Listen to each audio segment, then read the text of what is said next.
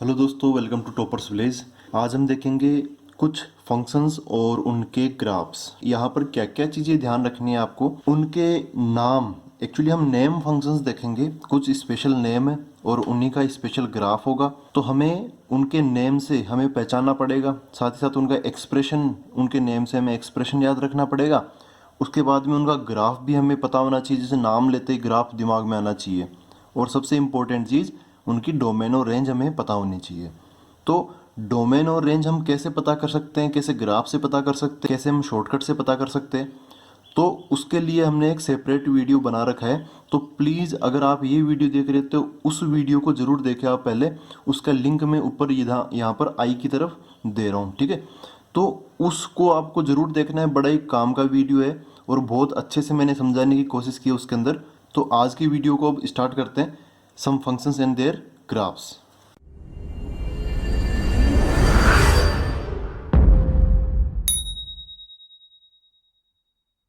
तो दोस्तों, first function है आज अपना आइडेंटिटी फंक्शन। देखो, इसको आइडेंटिटी फंक्शन क्यों बोलते हैं, कैसे बोलते हैं, तो उसके लिए हमें सबसे पहले इसके एक्सप्रेशन को देखना पड़ेगा। तो आइडेंटिटी फंक्शन को हम कैसे डिफाइन करते हैं, इसको बोलते हैं, सारे के सारे फंक्शन है तो हर चीज़ को मैं एफ ऑफ एक्स से ही रिप्रेजेंट करने की कोशिश करूंगा। इसको ऐसे डिफाइन करते हैं, एफ आर टू आर, ठीक है। इसका मतलब जो पहला सेट है वो कौन है, R, set of real numbers. दूसरा सेट कौन है, R, set of real numbers. ये डोमेन है और ये क्या होगा, कोडोमेन। रेंज हम पता करते हैं, रेंज हम पता करते हैं। कंप्लीट सेकंड सेट क्या होता है, कोडोमेन होता है। तो इसमें आगे बोलते हैं F R to R defined by y equal to, देखो ये आउटपुट के लिए मैंने यहाँ पे रख रखा है क्योंकि इसका हम ग्राफ भी बनाएंगे। y equal to F of x. अब y equal to F of x की तो आप आदत डाल लो, क्योंकि जो एफ ऑफ एक्स है वही आउटपुट है और वही हम क्या करते हैं, y के इक्वलेंट ले लेते हैं, इक्वल टू। और आपको बार बार ये देखना पड़ेगा कि F of x equal to, देखो ये x का एक फंक्शन है। जैसे आपको पोलिनोमियल याद है, उसके अंदर p ऑफ एक्स हुआ करता था, वैसे यहाँ पर f ऑफ एक्स है। तो यहाँ पर x के अंदर कुछ ना कुछ एक्सप्रेशन आएगा। अभी सिंपल सिंपल से आएंगे, एक्स स्क्वायर वगैरह ये सब छोटे मोटे। फिर बाद में क्या होगा, जैसे पोलिनोमियल में आते थे ना वैसे छोटे मोटे आएंगे। फिर बाद में क्या होगा, धीरे धीरे ट्रिग्नोमेट्री फंक्शन आएंगे। तो यहाँ पे sine x, cos x, ten x, मतलब एक्स को मॉडिफाई करने के तरीके यहाँ पे लिखे होंगे, वो एक्सप्रेशन ही इम्पोर्टेंट है। तो यहाँ पर आइडेंटिटी फंक्शन के अंदर यहाँ पर क्या आएगा, सिंपल सा एक्स आएगा। इस एक्सप्रेशन को आप चाहो तो इसको ऐसे भी बोल सकते हो, F of x equal to x, या फिर वाई इक्वल टू एक्स। लेकिन आइडेंटिटी फंक्शन का नाम सुनते ही आपके दिमाग में आना चाहिए वाई इक्वल टू एक्स या फिर F of x equal to x, ठीक है। तो अब इसको आइडेंटिटी फंक्शन क्यों बोलते हैं, इसको इसके बारे में बात करते हैं। देखो, आप यहाँ पर कुछ भी एक्स की वैल्यू कुछ भी रखो, यहाँ पर आप कोई सी भी किसी भी टाइप की वैल्यू रखो, ये क्या कहलाएगी, इनपुट कहलाएगी। और ये इनपुट, क्योंकि y इक्वल टू एक्स है, तो जो इनपुट है y और x बराबर है, तो इनपुट और आउटपुट भी क्या होगा, बराबर होगा। ये चीज़ y क्या होता है, आउटपुट। इनपुट आउटपुट से समझो जो हम डालते हैं, जैसे हम क्या डालेंगे, x की वैल्यू तो डालेंगे ना। तो x की वैल्यू हमेशा के लिए फंक्शन में जो भी x की वैल्यू है वो इनपुट ही है, ठीक है। तो जो इनपुट होती है वही यहाँ पर क्या होती है, आउटपुट होती है। तो इनपुट की आइडेंटिटी चेंज नहीं होती है, इनपुट की आइडेंटिटी सेम रहती है आउटपुट तक, क्योंकि x में कोई मॉडिफिकेशन नहीं होगा। डायरेक्टली y इक्वल टू क्या हो जाएगा, x हो जाएगा। जैसे आप x की वैल्यू 0 डालोगे तो y भी क्या हो जाएगा, 0। x की वैल्यू 1 डालोगे तो y भी क्या हो जाएगा, 1 हो जाएगा। y इक्वल टू x है तो x की वैल्यू अगर आप पाई डालोगे तो y भी क्या हो जाएगा, पाई के बराबर हो जाएगा। आइडेंटिटी इसकी चेंज नहीं होती, इसलिए इसको हम क्या बोलते हैं, आइडेंटिटी फंक्शन बोलते हैं, ठीक है। तो इनपुट इक्वल टू क्या होता है, यहाँ पर आउटपुट होता है। तो अब आते हैं हम ग्राफ की तरफ बढ़ते हैं, इसको ग्राफ बना के देखते हैं इसका। देखो, ये एक्स एक्सिस, ये वाई एक्सिस, यहाँ पर क्या होगा, 0, देन 1, देन 2, 3, ये एक्स एक्सिस हो गया, और ये वाई एक्सिस, 1, 2, -1, -2। मैंने ये कार्टेशियन कोऑर्डिनेट्स और कार्टेशियन एक्सिस बना लिए हैं, एक्स एक्सिस और ये वाई एक्सिस है। अब हमें इसका ग्राफ कैसे बनाना, अभी मैं यही ट्राई करूंगा कि जो तरीका हमें पता है उस तरीके से हम इसका ग्राफ बनाएं। जैसे 10th वाला तरीका क्या होता है, हम एक टेबल बना लेते हैं जिसके अंदर एक x होता है और एक y होता है। हम x की वैल्यूज़ डालते हैं और करस्पॉन्डिंग y की वैल्यूज़ निकाल लेते हैं। फिर जो टेबल बनती है उसमें हमें पॉइंट्स के तरीके से मिल जाते हैं, एक्स कोमा वाई हमें कोऑर्डिनेट मिल जाते हैं पॉइंट्स को, उनको प्लॉट कर देंगे। अभी जितने भी हम ग्राफ बनाएंगे उसको इसी तरीके से बनाएंगे, बाद में हम डायरेक्ट यूज में ले लेंगे, बाद में ये मेथड नहीं लगाएंगे, बाद में हमें याद हो जाएगा कि किस नाम का कैसा ग्राफ बनता है, किस फंक्शन का कैसा ग्राफ बनता है। एक्स की वैल्यू अगर मैं 0 डालूंगा तो हमें हमें तो बस इसका ध्यान रखना y इक्वल टू एक्स है, आइडेंटिटी फंक्शन क्या है, सीधा सीधा y इक्वल टू एक्स। तो x की वैल्यू में 0 डालूंगा तो 0, y इक्वल टू 0। तो x की वैल्यू में अगर 1 डालूंगा तो यहाँ पे 1 रखूंगा तो क्या मिलेगा, y भी मुझे क्या मिल जाएगा, 1 मिल जाएगा, ये भी 1 मिल गया। x की वैल्यू 2 डालूंगा तो y इक्वल टू एक्स, तो y इक्वल टू 2, तो यहाँ पर भी 2 हो गया। ऐसे ही -1 तो -1, -2 तो -2, और कुछ भी रखो, आप कुछ भी रखो, यहाँ पे 100 रखोगे ना तो उसका आंसर भी इधर y भी क्या मिल जाएगा, 100। तो अब देखो पॉइंट्स क्या मिले, हम पॉइंट्स हमेशा x कोमा वाई बोलते हैं, तो ये 0,0, फिर 1,1, फिर 2,2, -1,-1, -2,-2, ऐसे करते करते 100,100, 1000,1000 सब सेम सेम सेम मिलेगा। अब 0,0 कहाँ पर होता है, यहाँ पर होगा। फिर 1,1 कहाँ पर होगा, 1,1 देखो x कोऑर्डिनेट भी 1 और y कोऑर्डिनेट भी 1, तो ये यहाँ पर आके मिल जाएगा 1,1। ठीक है। अब ऐसे 2,2 कहाँ पर होगा, 2,2 देखो x पे 2 और y पे 2, वो 2,2 अपना यहाँ होगा। फिर आगे 3,3 इधर ऊपर की तरफ हो जाएगा। फिर -1, ये कहाँ पर होगा, इधर भी -1, इधर भी -1, ये यहाँ पर हो जाएगा। फिर -2, ये -2 x एक्सिस पे देख लिया, -2 y एक्सिस पे देख लिया, दोनों को इधर उधर मिलाऊंगा तो वो यहाँ मिल जाएगा। ठीक है ना। ऐसे ही यहाँ पर मुझे इनको मार्क करने की जरूरत नहीं है, आप इधर और इधर मिलाओगे ना, इधर ऐसे करके और ऐसे करके मिलाओगे तो ऑटोमेटिकली पता चल जाएगा कि ये पॉइंट 1,1 है, ये 2,2 है।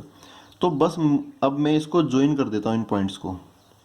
तो ये ग्राफ हो गया आइडेंटिटी फंक्शन का, ये आइडेंटिटी फंक्शन का ग्राफ हो गया, जो एक्चुअल में है क्या, एक इसका जो ग्राफ है ये क्या है, एक स्ट्रेट लाइन है, एकदम सीधी लाइन है, ये स्ट्रेट लाइन। ठीक है, सरल रेखा। y इक्वल टू एक्स का ये ग्राफ हो गया है। ये तो शायद आपको 10th क्लास में भी पता चल गया होगा इसका ग्राफ, लेकिन यहाँ पर फंक्शन के नाम से है तो चलो फंक्शन का ग्राफ भी यही हो गया।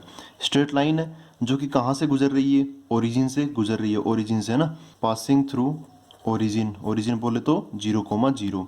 ठीक है।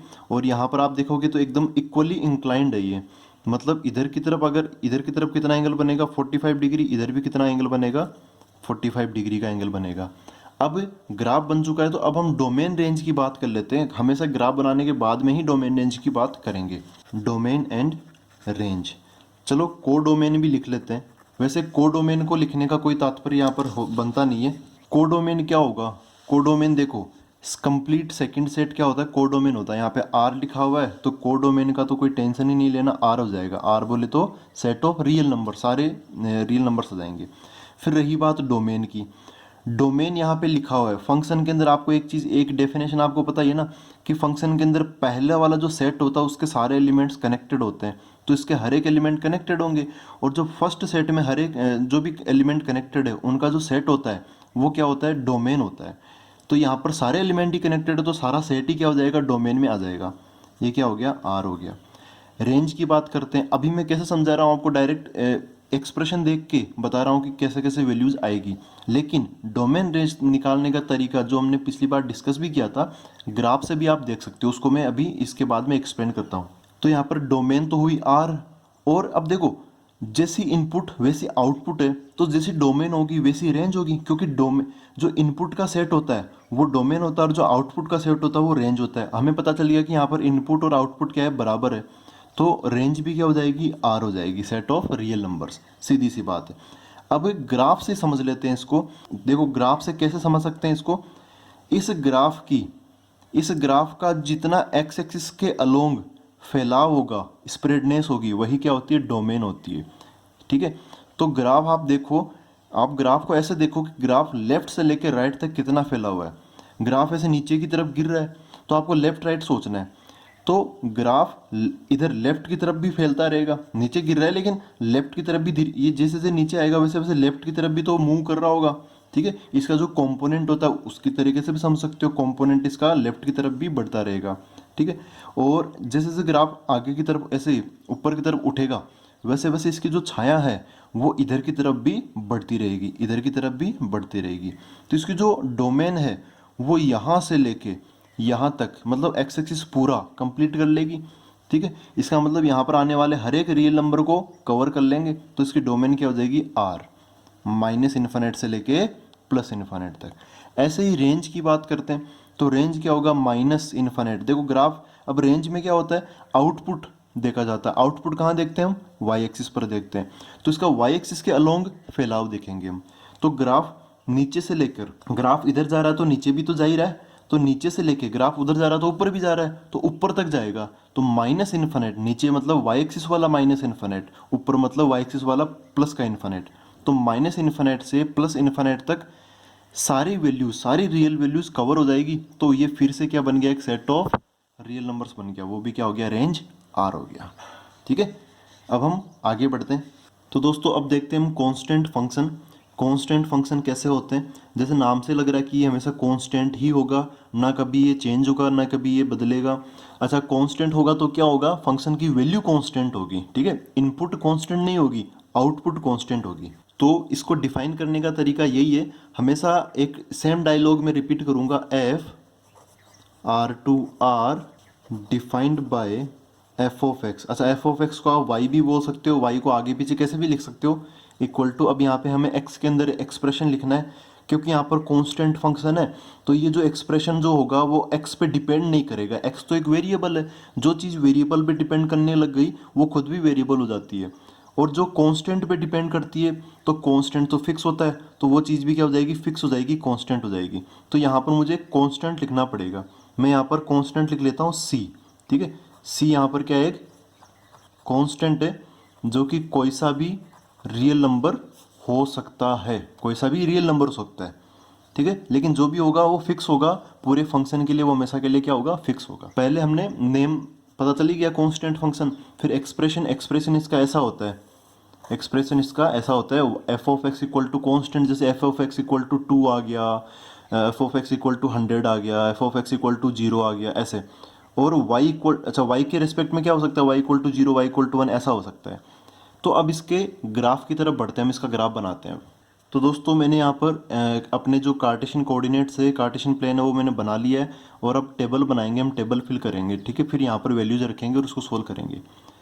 देखो, x की वैल्यूज़ हम रखेंगे, हमेशा इनपुट x है तो x की ही x से ही हम शुरुआत करेंगे।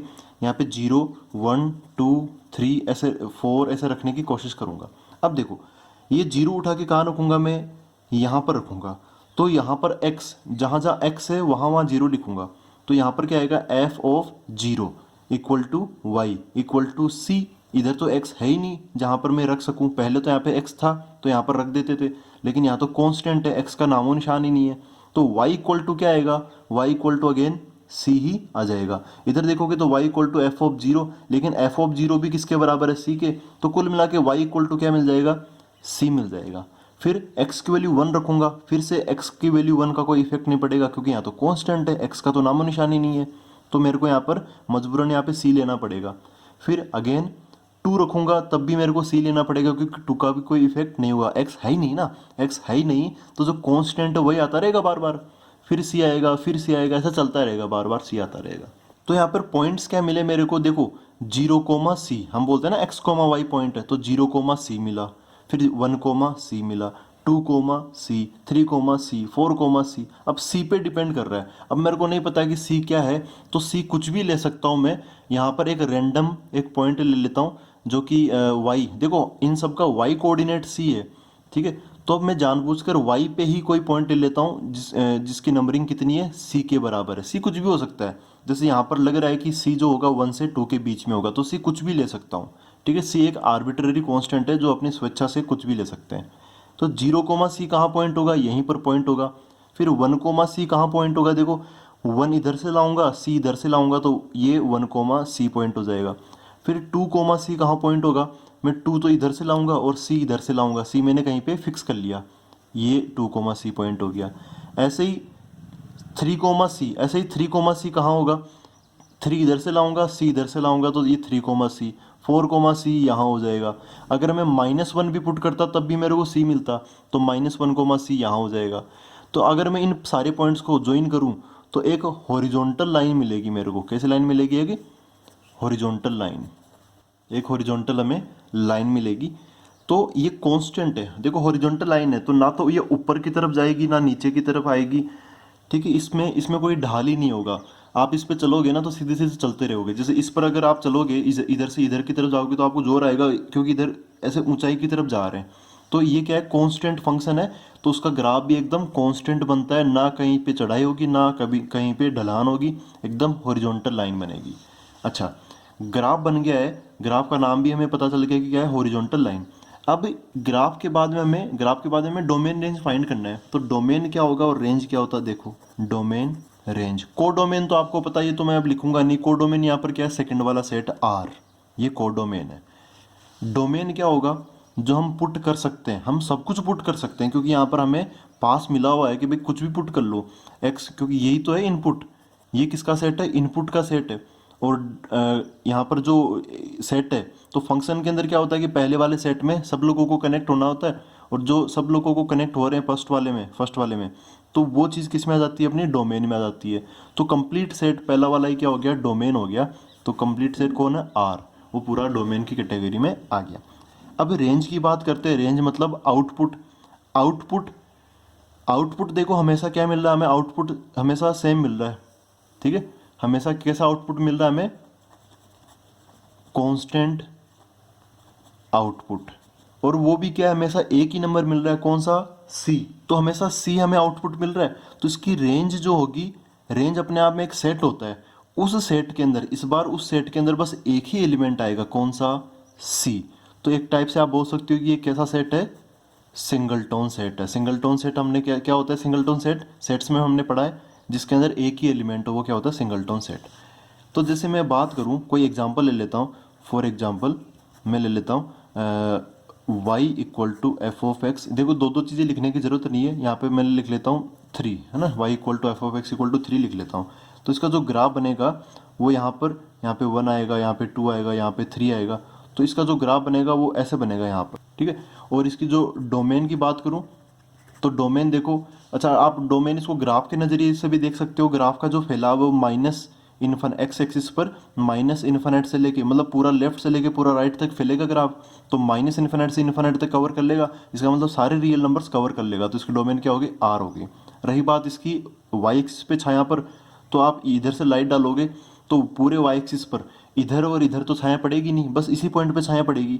तो बस एक पॉइंट यहाँ पे डार्क होगा, वो कौन सा है, सी। तो देखो डोमेन इसकी क्या हुई, आर। इसके लिए भी डोमेन क्या होगी, आर। रेंज क्या होगा इसके अंदर, रेंज हमेशा हमेशा हमें y इक्वल टू 3 ही मिलता रहेगा, तो आउटपुट हमेशा कितना मिलता रहेगा, 3। y मतलब आउटपुट, तो इसका एक ही आंसर आएगा, कौन, 3। तो 3 अकेला लेके मैंने एक सेट बना दिया ऐसे। तो ये फिर से इसकी रेंज क्या होगी, सिंगलटोन सेट। जो यहाँ पे लिखा होगा वही आंसर हमें मिलता रहेगा, और वहीं से गुजरती हुई एक हॉरिजॉन्टल लाइन बनती रहेगी हमेशा।